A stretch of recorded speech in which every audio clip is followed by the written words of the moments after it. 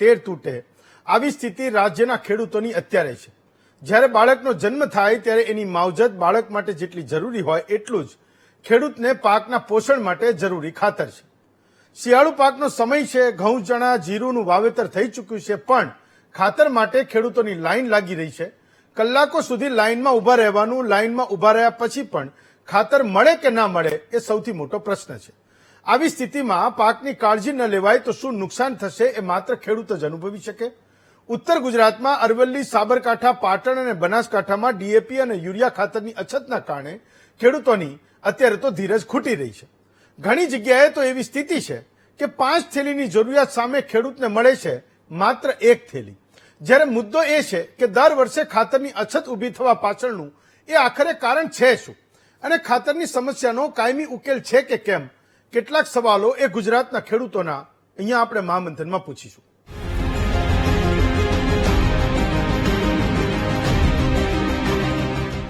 ખેતી માટે શિયાળુ પાકનું વાવેતર સમનો એ સમય થાય અને ગુજરાતમાં ડીએપી ખાતરની બૂમો પડવાની શરૂ થાય। આ બંને પેરેલલ દર વર્ષે થાય છે। ખેડૂત મંડળીઓની સામે કલાકો સુધી લાઈનમાં ઉભો રહે છે અને છતાં પણ એને ખાતર નસીબ થતું નથી એવા અહેવાલ આખા ગુજરાતથી અત્યારે આવી રહ્યા છે। ગુજરાતના કેટલાક તાલુકાઓમાં વહેલી સવારે 4 વાગે ખેડૂતો એ ખાતરની લાંબી લાઈનોમાં ઉભા રહે છે। ક્યારેક એવું બને કે એ મંડળીના જેટલા પણ સભાસદો છે એ બધા લાઈનમાં ઉભા રહ્યા છે। એનો વારો આવે ત્યારે ડેપો મેનેજર બોલે કે ખાતર ખૂટી ગયું છે। કેટલાક કિસ્સાઓમાં જરૂરિયાતના સમયે ખેડૂત બ્લેકમાં પણ એ ખાતર લેવા મજબૂર બને છે। તો આ લાઈનોનો પ્રશ્ન એવો છે કે શહેરોમાં લોકો એના સંતાનોને સારી સ્કૂલમાં ભણવા માટે ફોર્મ જ્યારે બહાર પડે ત્યારે વહેલી સવારે એ લાઈનમાં ઉભા રહે છે। આપણે ઘણી બધી વાર જોયું છે કે સારી સ્કૂલ હોય, એની રેપ્યુટેશન હોય, બાપ એવું વિચારે કે એકવાર હું એડમિશન લઈ લઈશ તો મારે એ શાંતિ થઈ જશે, પણ એકવાર એડમિશન લઈ લીધું એ પછી એને 14 વર્ષ સુધી એની લાઈનમાં એને લાઈનમાં લાગવાનો વારો આવતો નથી, એને લાઈનમાં ઊભું રહેવું પડતું નથી। એકવાર જુનિયર કેજીમાં એડમિશન લઈ લીધું તો એ 2 વર્ષ અને 12મા ધોરણ સુધીના 14 વર્ષો સુધી એ બાપનો લાઈનમાં ઉભા રહેવાનો વનવાસ એ શરૂ થાય છે। જ્યારે ખેડૂતની માથાકૂટ એ છે કે એને દર વર્ષે આ લાઈનમાં લાગવું પડે છે। કેટલાક તાલુકાઓમાંથી એ પણ ફરિયાદ છે કે ડેપોમાંથી ઓર્ગેનિક ખાતર લેવા માટે ખેડૂતોને દબાણ થાય છે। ખેડૂતો એવું કહી રહ્યા છે કે આ ખાતર એ જમીનને માફક નથી આવતું। અત્યાર સુધી રાસાયણિક ખાતર જમીનમાં નાખ્યું છે તો એ ઓર્ગેનિક ખાતર જમીનને પકડતું નથી અથવા પરિણામ નથી આવતું, એ ખેડૂતોનો મોટે ભાગે ફીડબેક છે। તો સૌથી મોટી મુશ્કેલી એ છે કે આજની તારીખે જે ખાતર કંપનીઓની રમત છે કે આપણે ખાતર માટે જે કાચો માલ છે વિદેશથી મંગાવીએ છીએ, જેવા એ કાચા માલના ભાવ વધે કે તરત જ એ ખાતરની કંપનીઓ એ કાચા માલની આયાત કાં તો અટકાવી દે કાં તો એને બિલકુલ ઓછી કરી દે। તો એવું પણ બને કે ખાતરના જથ્થાને સરકારે ઓનલાઈન કર્યો છે। ઘણી બધી વાર આપણે સત્તાવાર જ્યારે મંડળીને કે ડેપો મેનેજરને પૂછીએ તો એવું કહે છે કે ભાઈ અમારી પાસે તો ખાતરનો જથ્થો એ ઓનલાઈન ઉપલબ્ધ છે પણ મારે ડેપોમાં નથી। તો બને એવું કે ખાતરનો એ જથ્થો ઓનલાઈન કમ્પ્યુટરમાં તો એ બોલતો હોય પણ ખેડૂત એને લાઈનમાં એ લેવા માટે લાઈનમાં ઉભો રહે, એ વાસ્તવિકતા છે અને એ સત્ય છે। મંડળીમાંથી ખાતર નથી મળતું એ આજની સૌથી મોટી મુશ્કેલી એ ખેડૂતની છે। તો દર વર્ષે શિયાળો આવે અને આ ખાતરનો મુદ્દો એ આપણે ત્યાં રાજકીય મુદ્દો એ બની જાય છે। છતાંય હું માનું છું કે આટલા વર્ષોમાં એનું કોઈ સોલ્યુશન છે નહીં। તમે ટેકનોલોજીકલ કહી દો કે ભાઈ કંઈક સગે વગે થવાનું બંધ થયું કારણ કે અમે ટેકનોલોજીને એડપ્ટ કરી, સારી વાત છે, પણ ખેડૂતોની લાઈનો તો આપણને એ નરી આંખે દેખાય છે। એ તમામ પગલાઓ લીધા હોવા છતાંય ખાતરની પૂર્તિ થતી કેમ નથી એ સૌથી મોટો આજની તારીખનો મુદ્દો છે। હું તમને ગુજરાતના 5 તાલુકા સ્ટેશનના ટાઉન સેન્ટરના હું તમને એ દ્રશ્યો બતાવું છું। આ 5 જગ્યાએ જ્યાં અરવલ્લીનો તો આજનો જ કિસ્સો છે, કચ્છના રાપરમાં સહકારી મંડળીએ 500થી વધુ ખેડૂતો ભેગા થયા, એમને ખેડૂતોની માંગ કરી। અરવલ્લીના ભિલોડામાં પણ યુરિયા ખાતરની અછતની કારણે આજે એ ખેડૂતો ભેગા થયા હતા પણ ખાતર મળ્યું જ નહીં, એમને પાછું જવું પડ્યું. સાબરકાંઠા, પાટણ અને થરાદમાં પણ કંઈક આવી સ્થિતિ છે. વડાલીમાં 1 મહિના કરતા વધુ સમયથી ખાતરનો એ જથ્થા માટે એટલે 1, 2, 3, 4 થેલી માટે એ ખેડૂતો વલખા મારી રહ્યા છે. પાટણના સરસ્વતીમાં પણ ખાતર માટેની એ જ લાઈનો તમે જોઈ રહ્યા છો. તો 4-5 થેલી ખાતરની જરૂરિયાત સામે ક્યારેક એવું પણ બને છે કે ખેડૂત માત્ર 1 થેલી જ એના ઘરેથી લઈને જાય. કેટલાક સેન્ટરમાં થરાદના જે દ્રશ્યો છે, ખૂબ વહેલી સવારે 4 વાગે એ ખેડૂતો મંડળીની સામે લાઈનો લગાવે અને છતાં પણ જ્યારે એનો વારો આવે ત્યારે ખબર પડે કે ખાતર એ ખૂટી ગયું છે. ખાલી હાથે એ ખેડૂતને ઘરે પાછું જવું પડે, ધરમ ધક્કો ખાઈને ઘરે પાછું જવું પડે. કદાચ એને ખેતરે જવાનું હશે, કંઈક કામ કરવાનું હશે, એ પણ ના થયું ને ખાતર પણ ના મળ્યું, એવું ઘણી બધી વાર થાય છે. તો આજે આપણે ચર્ચવાનું છે કે ખાતરની અછત આખરે છે કેમ અને એનું સમાધાન થઈ કેમ નથી શકતું. ગુજરાતનો ખેડૂત અત્યારે કેમ સૌથી વધારે એ મુશ્કેલીમાંથી પસાર થઈ રહ્યો છે. તો આજનો આપણો મુદ્દો એ છે કે ખાતરની અછત દર વખતે આ સમયે થાય છે કેમ, અને સરકારો ગમે એટલા એના સોલ્યુશનની વાત કરે પણ એ ખાતરોની લાઈન એ ખેડૂતોની આપણને નરી આંખે દેખાય છે, એ બંધ કેમ નથી થતી. આપણી સાથે 3 વક્તાઓ છે. ઘનશ્યામભાઈ ગઢવી છે, ભાજપના નેતા છે. ડોક્ટર હેમાંગ વસાવડા છે, કોંગ્રેસના નેતા છે. અને આપણી સાથે વિઠ્ઠલભાઈ દુધાત્રા છે, ખેડૂત અગ્રણી છે અને કિસાન સંઘના પણ નેતા છે. વિઠ્ઠલભાઈ, તમારાથી શરૂઆત કરું છું. આ વખતે પણ તમે લોકોએ સરકારને ખાતરની અછત વિશેના એ સવાલો કર્યા, માંગણી મૂકી, રજૂઆતો કરી. દર વર્ષનો એક ને એક સિલસિલો છે. હું એવું સમજુ છું કે હું તો ચર્ચા પણ તમને લોકોને લઈને જ કરું છું. એ જ વિષય, એ જ મુદ્દો, ખાલી વર્ષ એ બદલાય છે. વિઠ્ઠલભાઈ, તો કહે છે શું તમને? આમ તો લગભગ 5-7 વર્ષથી આ દર વર્ષે જયારે સિઝન આવે ત્યારે આપણને ખ્યાલ છે આ પ્રકારના આપણે ડિબેટો કરી છે, સરકારમાં રજૂઆતો કરી છે, પરંતુ એ લાંબી ચર્ચામાં નહીં પડતા. હું એવું માનું છું અત્યારે કે સરકાર પણ એવું માને છે કે ખેડૂતોને સબસિડી લીધે કોઈ ફાયદો નથી, અને એક એવી ભ્રમણા અત્યારે બહુ મોટા પ્રમાણમાં ફેલાઈ રહી છે. એ વિષય પણ બહુ જોરદાર ચર્ચાના છે કે ખાતર વિનાનું પણ ઉત્પાદન થઈ શકે છે.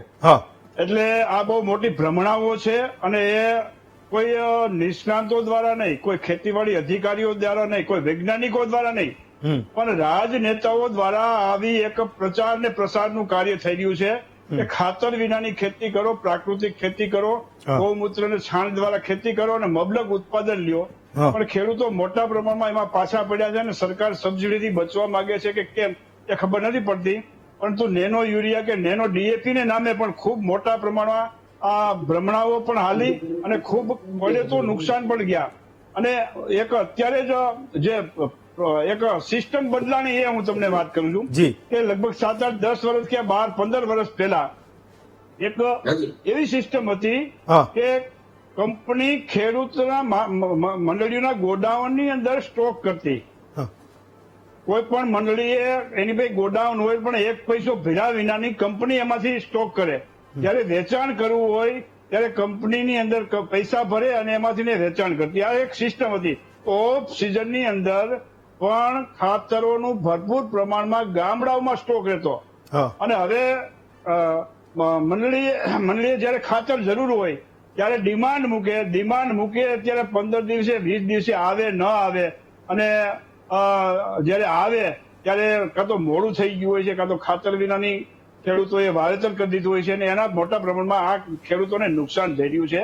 અને એક સિસ્ટમમાં બદલાવ એ થયો છે કે જે સ્ટોક થવો જોઈએ ગામડામાં એ સ્ટોક નથી થતો, પેલા થતો, અને એને હિસાબે આ હેરાનગતિ છે.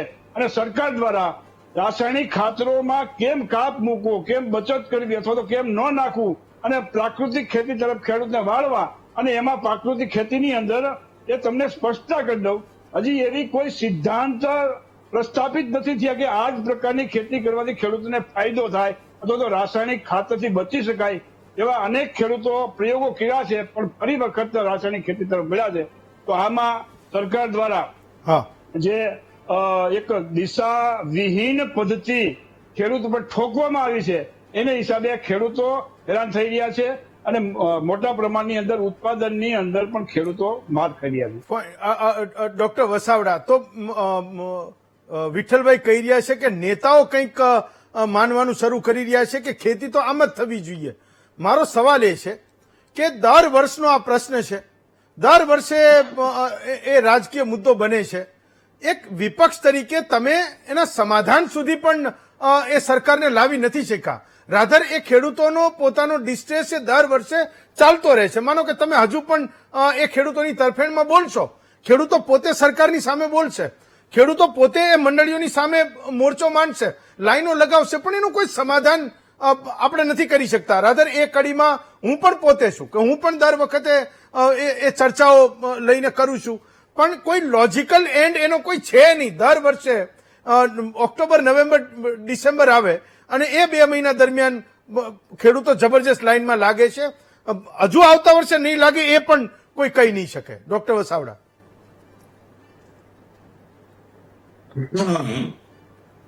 મને એક ગંભીર વિચાર તરફ લઈ ગયો. ખેડૂતોની આ મુશ્કેલીનો અંત ખેડૂતોએ પોતે કરવાનો છે, કોંગ્રેસે કરવાનો છે, વીટીવીએ કરવાનો છે, કોને કરવાનો છે? આપે બધાને ભેગા ઢસડી લીધા આપની વાતમાં કે વિપક્ષ તરીકે તમે ઉકેલ નથી કરી શક્યા અને હું નથી કરી શક્યો. ઉકેલ આપણે કરવાનો જ નથી.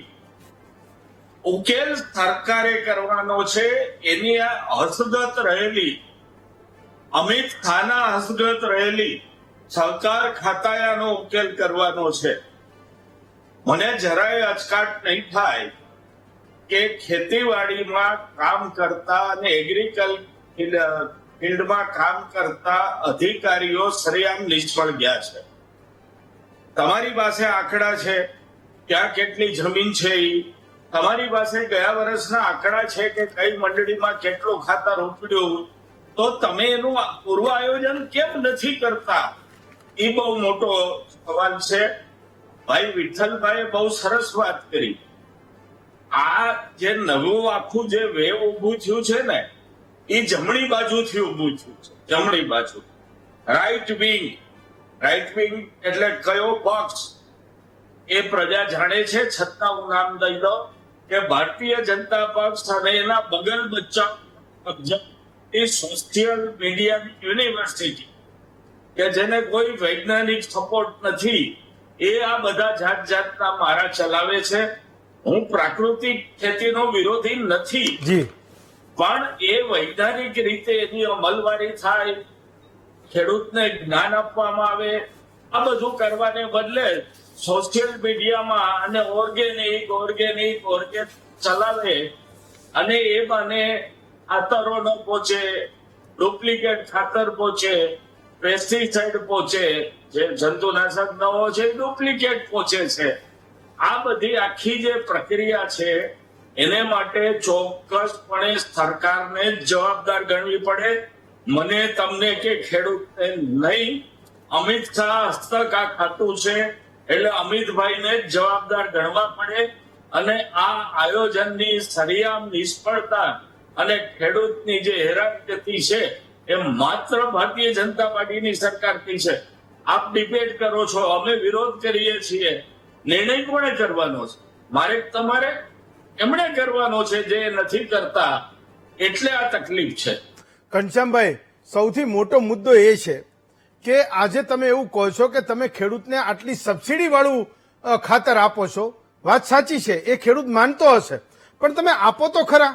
દર વખતે દિવાળી પછી એક જ મોકાણ ચાલુ થાય, જેનું અત્યાર સુધીમાં કોઈ આયોજન નહીં, અને છેલ્લા 4-5 વર્ષોમાં આ સમસ્યાએ માજા મૂકી છે. તમને ખબર છે, હું તો ખાલી ગુજરાતની વાત કરું છું અને ગુજરાતની લાઈનો બતાવું છું. આખા દેશમાં એક ખેડૂત ડીએપી ખાતર માટે લાઈનો લગાવે છે. ક્યાંક ખાતરની એક કંપનીઓ જ્યાં સરકારના કીધામાં નહીં પણ હોય કદાચ, એ પણ સૌથી મોટો મુદ્દો હશે અને ખેડૂત લાઈનમાં લાગી રહ્યો છે. ક્યાંક ભાવ આંતરરાષ્ટ્રીય સ્તરે વધ્યા હશે ને રો મટીરિયલ મંગાવવાનું બંધ કરી દીધું હશે, લોકો જાય ક્યાં? કાં તો તમે કોઈ એને લેજિટિમેટ કોઈ જવાબ આપો કે ભાઈ નહીં મળે, તમને ખાતર નથી, તમે સવારમાં 4 વાગે આવીને લાઈન ના લગાવતા. તમે એવું કહો છો કે આજ કમ્પ્યુટરાઇઝેશન થઈ ગયું, લોકોને સીધા મેસેજ જાય છે, તો મંડળીઓ કેમ એ વાત ના કરી શકે કે ભાઈ નહીં મળે ખાતર, તમે ના આવતા, અમારી પાસે 7 દિવસ પછી જથ્થો આવવાનો છે, તો લોકો લાઈનમાં ના ઉભા રહે? એનું કોઈ સમાધાન તો હોય કે નહીં? ઘનશ્યામભાઈ. હેમંતભાઈ, ખાતરના જથ્થામાં કોઈ તકલીફ નથી અને ખાતર બધાને મળશે, પણ સિઝન જયારે ચાલુ થાય, હવે રવિ સિઝન ચાલુ થશે એટલે તમે જ કીધું કે આ નવેમ્બર હોય ડિસેમ્બર હોય ત્યારે વધારે લોકોની ડિમાન્ડ થતી હોય છે. ભૂતકાળમાં હું કોઈ રાજકીય મુદ્દાઓ ઉપર બહુ આને પક્ષાપક્ષીમાં પડવા માંગતો નથી, કારણ કે ભારતીય જનતા પાર્ટીની સરકારે જે ખેડૂતોની ચિંતા કરી છે એટલી ક્યારેય બીજા કોઈ પક્ષોએ કરી નથી.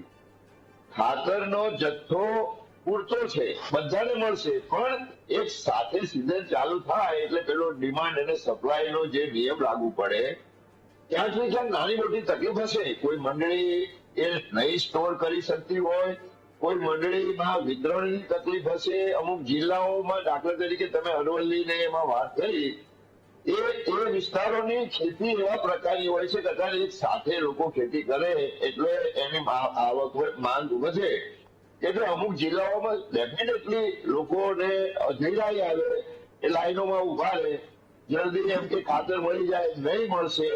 પણ હું તમામ ખેડૂત મિત્રોને આશ્વસ્ત કરવા માંગુ છું કે આ ભારતીય જનતા પાર્ટીની ગુજરાતની સરકાર એ તમારા માટે ચિંતિત છે અને ખબર છે કે તમે હમણાં બહુ ખરાબ પરિસ્થિતિમાંથી પસાર થઈ રહ્યા છો. વાવાઝોડા અને વરસાદના કારણે જે ખેડૂત દુઃખી છે એમાં ખેડૂત કોઈ પણ સંજોગોમાં વધારે દુઃખી ના થાય એટલા માટે ગુજરાતના કૃષિ મંત્રી અને મુખ્યમંત્રી બિલકુલ આમાં જાગૃત છે, ચિંતિત છે અને ખબર છે. હેમંતભાઈ, આ પ્રાકૃતિક ખેતીની વાતો જે કોઈએ કરી, સરકાર એવું બિલકુલ વિચારતી નથી કે પ્રાકૃતિક ખેતી કરે એને ખાતર ના પહોંચાડવું. આ પ્રાકૃતિક ખેતી કરો બહુ સારું છે, એનો પ્રચાર પ્રસાર થાય છે, એના માટે એને કેમ કરવી એનું નોલેજ કેમ્પ પણ કરવામાં. તમે ગઢવી સાહેબ આના રિપોર્ટ લેજો, તમે રિપોર્ટ લેજો. ક્યાંક એ ખેડૂતોને ઓર્ગેનિક માટે કહે છે એ ડેપોના મેનેજર, એને કોઈ સૂચના નહીં હોય તો નહીં હોય, પણ તમારે એની ખરાઈ કરવી જોઈએ, તમારે એની ખરાઈ કરવી જોઈએ. મારી પાસે છે રિપોર્ટ. જો કોઈ સરકારમાંથી ક્યારેય કોઈ કહેતું નથી.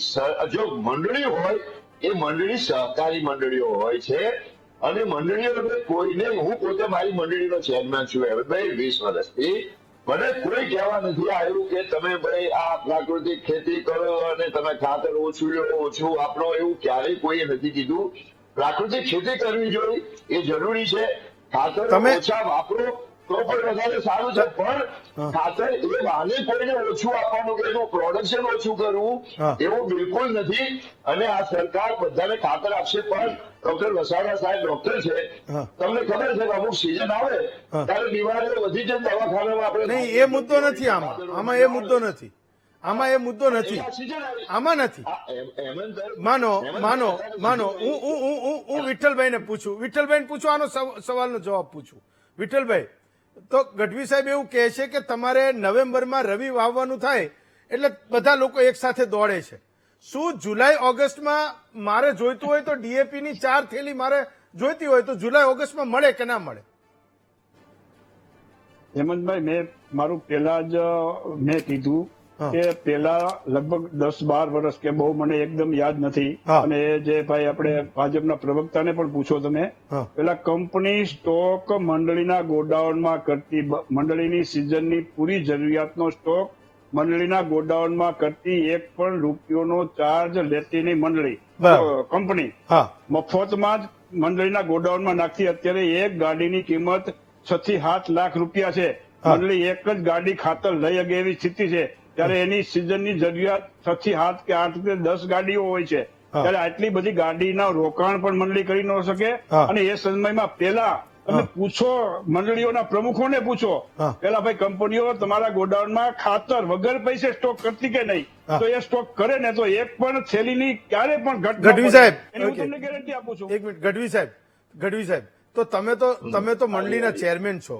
માનો કે એ મંડળી નથી સ્ટોક કરી શકતી, તો જુલાઈ ઓગસ્ટમાં એ બનાવનારી કંપનીઓ તો દેશની જરૂરિયાત પ્રમાણેનું ખાતર રાખી શકે કે ના રાખી શકે? આ તો સાવ સિમ્પલ સવાલ છે. ખાતર પૂરતું છે હું કઉ છું એમ હેમંતભાઈ. આ મંડળીઓ માગે નહીં, માંગણી ના કરી હોય ઉનાળામાં કે સ્ટોર ના કરતી હોય હા. તો કદાચ મંડળી પાસે ના આવે, પણ મંડળી જયારે માગે છે ત્યારે એને ખાતર આપવામાં આવે છે. હા. પણ ભાઈ હું પોતે ખેડૂત છું, હું મોટો ખેડૂત છું, મંડળીનો ચેરમેન છું. તમે મંડળી કદાચ એ એટલું ના ખરીદી શકે, ના રાખી શકે, તો હવે એમનો એક મુદ્દો એવો આવ્યો કે ભાઈ સરકાર જે કંપનીઓ છે એ સ્ટોરેજ કરતી હતી, હા. તો ભવિષ્યમાં હવે સરકારને જયારે ખબર પડશે કે એ ખેડૂતોને શું તકલીફ છે તો એ બાબતમાં પણ સરકાર વિચારશે. પણ દરેક મંડળીઓને પૂરતું ખાતર માંગે તો મળશે ને મળશે. Okay. કદાચ થોડો ઘણો ક્યાંક સિઝન છે ને લાઈન થતી હોય કે એને શોર્ટ સપ્લાય ક્યાંક ન એમના શું કહેવાય એને વિતરણના કારણે કોઈ પ્રોબ્લેમ થતો હોય તો ક્યાંક થશે, બાકી ખાતરની કોઈ શોર્ટેજ નથી. અને લોકોના હવે તો વાવેતરો વધે છે હેમંતભાઈ. Okay. એટલે દર વર્ષે વાવેતરો વધી ગયા છે. Okay. એટલે વાવેતરો વધે તો કદાચ ક્યાંક ને ક્યાંક એમની જરૂર પણ વધે, એમનો સપ્લાય પણ સરકાર, એ પ્રોડક્શન પણ વધારે છે. કારણ કે સરકારની કંપનીઓ આપણી, એ તો ગુજરાત સરકારની છે, એક સહકારી Okay. છે, ઇફકો છે, જીએસએફસી છે, નર્મદા છે. એટલે સરકાર પોતાને ખેડૂતોને ખાતર મળે એના માટે બિલકુલ જાગૃત છે અને મળશે. ઓકે ડોક્ટર, તો પછી આ બધી વાતો બે મતલબ છે કે ખેડૂતો લાઈનમાં કેમ ઉભા રહે છે, હું એને ચર્ચા કેમ કરું છું, કોંગ્રેસે ક્રિટિસાઇઝ કેમ કરે છે કે ખાતર માટે ખેડૂતો લાઈનો લગાવે છે, સમાધાન બધું એકદમ મારીને તમારી સામે છે. ઘનશ્યામભાઈ ને આપણે સાંભળ્યા, હા. આપણને એવું લાગ્યું કે ખેડૂતોને લીલા લહેર છે, ખેતરે જઈને ખાતર મૂકી જાય છે, લાઈન બાઈનમાં ઉભવાની જરૂર નથી. હા. એમના જે પ્રશ્ન, એમણે જે જવાબ આપ્યો હા. કે ખેડૂત માટે ખૂબ ચિંતા સરકાર કરે છે, હા. તો પગલા ક્યાં? ચિંતા તો કરો, તો પગલા ક્યાં? ભારતીય જનતા પાર્ટી કોઈ પગલા લેતી નથી. બીજી વાત એને કરી કે જેમ સરકારને ખબર પડશે એમ 30 વર્ષથી તમારી સરકાર છે, હા. 30 વર્ષ લગી તમને ખેડૂતોની મુસીબતની ખબર જ નથી પડી. આનું તો આગોતરું આયોજન હેમંતભાઈ કરવું જોઈએ. તમારી પાસે આંકડા છે, ગયા વર્ષે કેટલી મંડળી, અને જે વિઠ્ઠલભાઈ કીધું બહુ સરસ વાત કરી કે ઓન પેમેન્ટ તમે જો આપતા હો, પેલા સ્ટોર થતો, આ નીતિ બદલાણી, એમાં વિઠ્ઠલભાઈએ બહુ મારી જેમ ખુલીને નામ ના લીધું, 8-10 વર્ષ કર્યું. 8-10 વર્ષથી તો બીજેપીની સરકાર છે, નીતિ બીજેપીએ બદલી, કંપનીઓ એના કયામાં નથી એવું ઘનશ્યામભાઈ કે છે. કંપની સરકારના કયામાં ન હોય તો એ કંપનીને તાળા જ લાગે. જેમ તમે પત્રકારોને ને છાપાને તમારી વિરુદ્ધ લખીને તાળા મારી દો ને, એમ આ કંપનીને તાળા મારો તમારા કયામ ન હોય તો. એટલે ઘનશ્યામભાઈના જવાબો ખેડૂતોએ સાંભળ્યા, એમાં ક્યાંય કોઈ તર્ક તથ્ય નથી. અને હું બહુ સ્પષ્ટપણે કહું છું કે આ સહકારી ખાતાની અને અમિતભાઈ શાહના ખાતાની સરિયામ નિષ્ફળતા છે. દેશના કયા ભાગમાં કયા મહિનામાં કેટલું ખાતર જોશે, કેટલું બિયારણ જોશે, કેટલી દવા જોશે, એનો એક ચાર્ટ મેન્ટેન થવો જોઈએ. અને નવેમ્બર આવે એ પહેલા એ પહોંચી જવું જોઈએ. હવે તમે એવો આગ્રહ રાખો કે મંડળ પૈસા ભરે પછી ટ્રક નીકળે, 6 ટ્રક જોતા હોય તો 42 લાખ રૂપિયા મંડળી પાસે હોય તો મગાવે. નહીતર જેમ પદ્ધતિ તો એ જ છે. ગુજરાતમાં ગરીબ માણસો ઘર ચલાવે જ ને, અત્યારે સવારે કમાઈને સાંજે રાત્રે રસોઈ કરી જમે, એ હાલત મંડળી. અત્યારે મંડળીને ખાતર લેવું હોય તો સિસ્ટમ તો એ જ છે કે પેલા એને પૈસા ભરવા પડે અને પછી એના ઘરે ખાતર, એની મંડળીમાં ખાતર આવે. ઘનશ્યામભાઈ, મારો સવાલ એ છે કે માનો કે ખેડૂતને પણ ખબર છે કે એને રવિ માટે નવેમ્બર-ડિસેમ્બરમાં ખાતરની જરૂર પડવાની છે, માનો કે એ મંડળીને પણ ખબર છે કે નવેમ્બર-ડિસેમ્બરમાં જોરદાર રસ થવાનો છે, એ ખાતરની કંપનીને પણ ખબર છે કે નવેમ્બર-ડિસેમ્બરમાં જ આ ખાતરની જબરજસ્ત ડિમાન્ડ આવવાની છે, એ દિવાળી પછી તરત જ આ 1-2 મહિનામાં. આ આખી ચેઇનમાં છેવટે દંડાય છે બિચારો ખેડૂત, કારણ કે એને એક સમયે એ વાવવા માટે ખાતરની જરૂર છે. માત્ર ને માત્ર એ ખેડૂત દંડાય છે આખી સિસ્ટમમાં. બાકી જવાબદારી ક્યાં છે? તમે એવું કહેશો કે મંડળી પાસે પૈસા નથી, એ કેવી રીતે ખાતર મંગાવે? ખાતરની બનાવનારી કંપની કહેશે કે એને રો મટીરિયલ લાવવાનું છે, એ ભાવમાં વધઘટ થાય છે, એને ઓછું વધારે મંગાવવાનું છે, એ સ્ટોક ના કરી શકે. પણ સૌથી વધારે દંડાઈ બિચારો એકમાત્ર ખેડૂત. વિઠ્ઠલભાઈ, હા, અત્યારે આમ જોવો તો ઘનશ્યામભાઈએ જે બહુ વાત કરી એ ખેડૂતોને તકલીફ નથી, પણ વાસ્તવિકતા તો આપણે સોશિયલ મીડિયામાં જોઈએ છીએ. હું કહું અને વાત છે એવી નથી, પણ અત્યારે સતત ખાતર માટેની લાઈનો છે. એકાદી વખત કે એકાદ વર્ષ આવું બનવા જોગ છે, એવું ન બને એવું નથી. ક્યાંક આપણે યોજનામાં ટૂંકા પડ્યા હોય, આપણે ધારણા બારું કાંઈક થઈ ગયું હોય ને ટૂંકા પડી, પણ દર વર્ષે આની આ ભૂલ એટલે કાંઈક કાચું રંધાય છે એવું મને લાગે છે. શું રંધાતું હોય એ તો સરકારને ખબર અને પાર્ટીને ખબર, પણ કાંઈક કાચું રંધાય છે. કારણ કે દર વર્ષે હર સિઝનની અંદર આ પ્રક્રિયા, આ જ ખેડૂતો હેરાનો, અનેક પ્રકારની લાઈનો. અત્યારે તો તમને ખ્યાલ છે કે મગફળીના ટેકાના ભાવમાં લાઈન છે, ખેડૂતોને એમાં વાવેતર છે, ખાતરની લાઈનમાં છે, એ સિવાય પણ અછતના ફોર્મ ભરવાની લાઈનમાં છે. ઘણી બધી આવી લાઈનની અંદર અત્યારે સંખ્યાની દ્રષ્ટિએ પણ એકાદો જ ખેડૂત હોય છે. આ બધું જ કામ પોતાને માથે હોય છે, અને એવા સંજોગોની અંદર અત્યારે ખાતરની લાઈનમાં સતત મંડળીયારે ફોનમાં કોન્ટેક્ટમાં ખાતર આવે એમ છે કે નહીં, કેદી આવે એમ છે, અને ઇનપુટ્સ મેળવવાની સતત ચિંતા, વાવેતર ક્યારે કરવું. અને એમાં પણ મેં ઘણા ખેડૂતો એવા જોયા છે હેમંતભાઈ કે આ જે ડીએપી કે એનપીકે જે પાયાનું ખાતર વિનાના જે વાવ્યા છે ને, એ એકદમ પીળા પ્રકારનો મોલ ઉગે છે, અને કોઈ ડુપ્લિકેટ ખાતરો વાવે છે તો ઘણો એવા પીળા હોય છે કે એને કાં તો રાપડી નાખવા પડે છે, અથવા તો ઉત્પાદન એકદમ ઓછું આવે છે. આવી મુશ્કેલ પરિસ્થિતિની અંદર પણ ખેડૂત અત્યારે. ચલો, એ એક ડુપ્લિકેટ ખાતર એક આખો, હું માનું છું કે એક આખો અલગ જ વિષય છે ઘનશ્યામભાઈ. પણ એટલીસ્ટ તમે એ એન્શ્યોર કરજો. હું કેટલાક સેન્ટર્સના નામ તમને બોલું છું: રાપર, કચ્છ, ભિલોડા, વડાલી, સરસ્વતી, થરાદ, હિંમતનગર, જ્યાં ખેડૂતો રાતોની રાત એ ડીએપી લેવા માટે લાઈનમાં ઉભા રહે છે. ખાલી તમે એટલી ખરાઈ કરજો. માનો કે ખાતર ત્યાં છે તો ભાઈ કેમ ના મળ્યું, એટલીસ્ટ કોઈ, આ તો એકદમ નાનું યુનિટ હોય. વડાલી કેવડું નાનું યુનિટ હોય, એક જિલ્લાનું એક નાનકડું એવું સેન્ટર છે.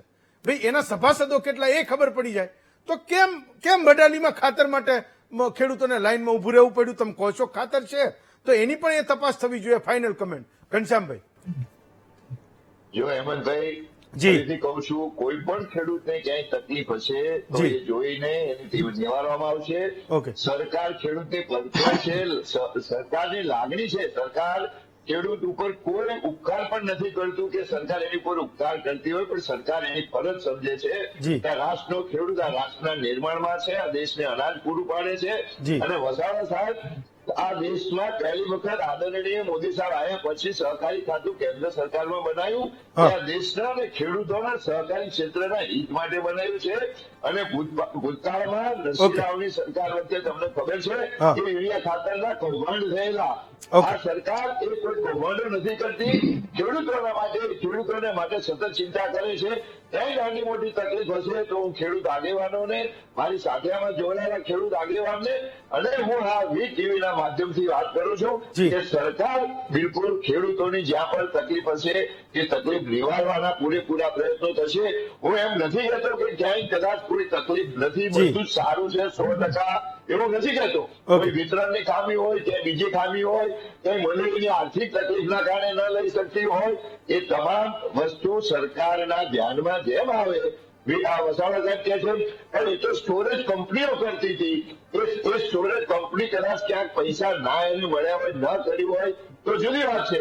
પણ ખેડૂતો માટે સરકાર સબસિડી ભોગવીને સબસિડીઓ આપે છે. અને તમને તો ખબર છે હેમંતભાઈ કે ફોસ્ફરસ આધારિત જે ખાતર છે એનો એડવાન્સમાં સબસિડી સરકારે જાહેર કરી દીધી. એકાદા ભાવે ખરીદી હોય, વીજળી અત્યારે વધારે આપવાની હોય, રાતના બદલે દિવસે આપવાની હોય, 8 કલાકના બદલે 10 કલાક આપવાની હોય, સારું બિયારણ આપવાનું હોય, નર્મદાનું પાણી આપવાનું હોય, તમામ ક્ષેત્રોમાં સરકાર ખેડૂતોના માટે કંઈ કરી રહ્યું હોય તો ખાતર માટે પણ ખેડૂતોએ ચિંતા કરવાની જરૂર નથી. અને વસાવા સાહેબ જેવા સારા માણસ એ કોઈ ખોટા કારણ વગરના વિરોધો ના કરે. સરકાર એના માટે વધારે ચિંતિત છે.